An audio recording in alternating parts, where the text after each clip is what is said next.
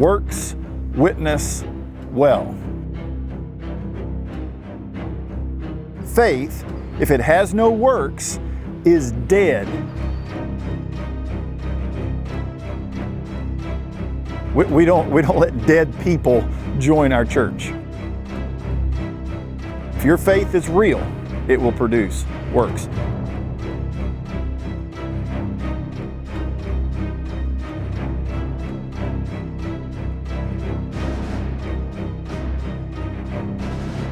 That's pretty harsh. That's pretty real. You're not trusting me.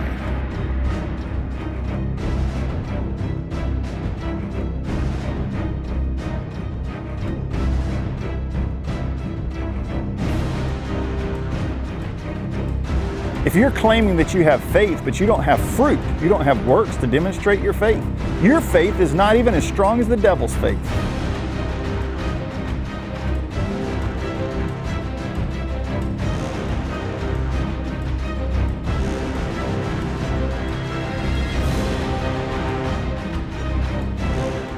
I'm holding in my hand a compass that was given to me.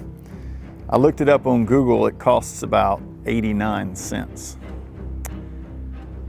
If I tell you that I can figure out which direction is north by using this compass, and I can lead you out of the wilderness, you may say, yeah, I believe you. I believe that compass is accurate. I believe you could figure it out. I believe you could lead me out of the wilderness. But you're not trusting me.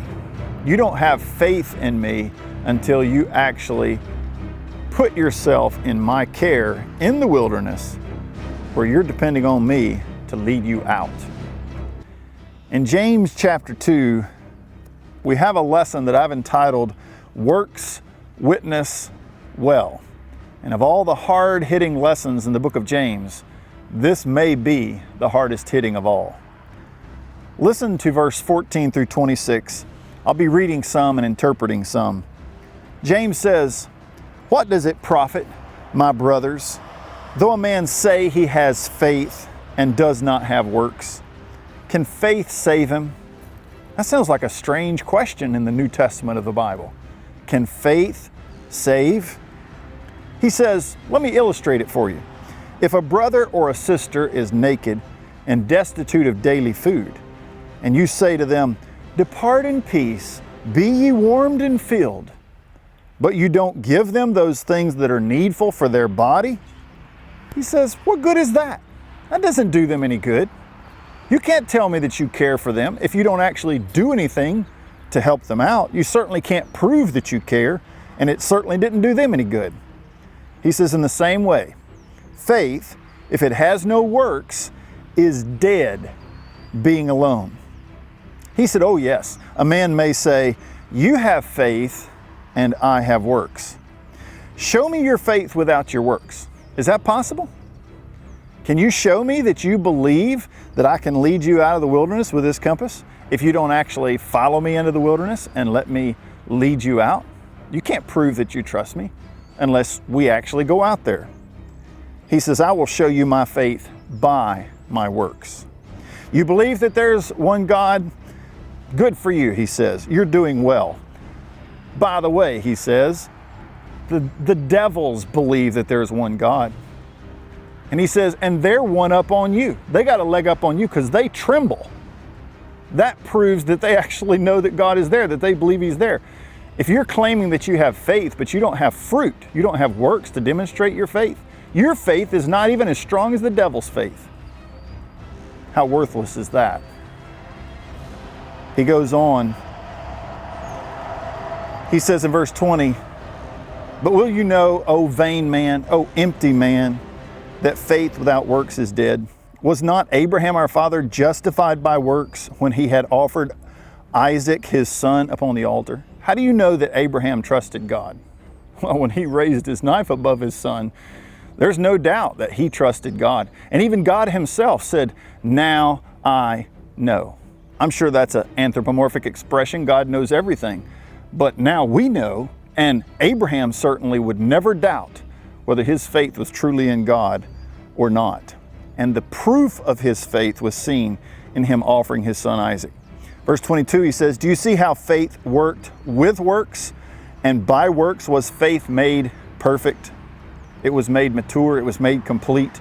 And the scripture was fulfilled, which said, Abraham believed God, and it was imputed unto him for righteousness, and he was called the friend of God. So truly, Abraham believed God, but that belief was evidenced by works. And then the toughest verse of all in this section, he says in verse 24, you see then how that by works a man is justified, and not by faith only.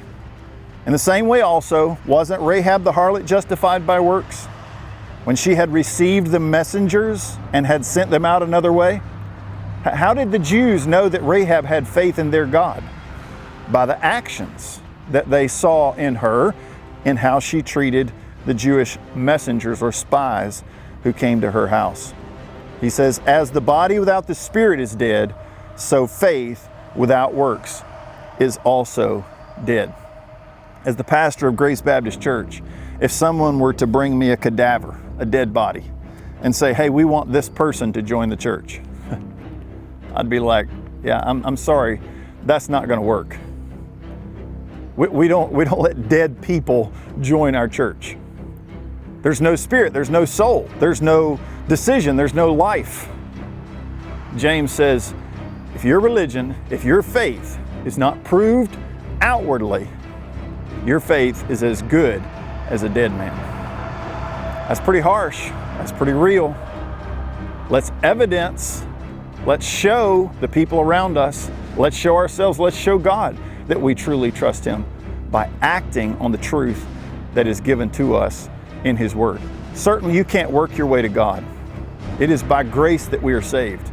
But if your faith is real, it will produce works. And the world will see our good works, and they will glorify our Father, which is in heaven.